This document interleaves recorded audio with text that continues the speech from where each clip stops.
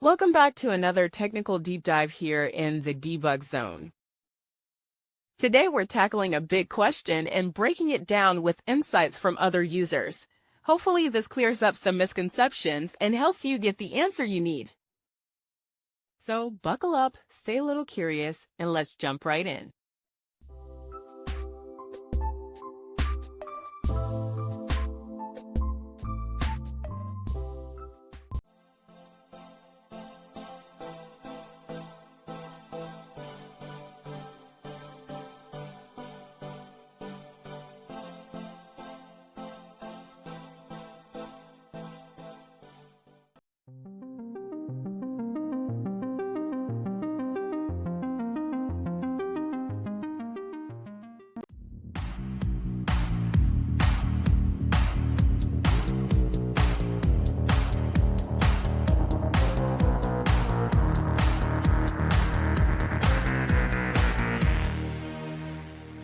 And that's a wrap.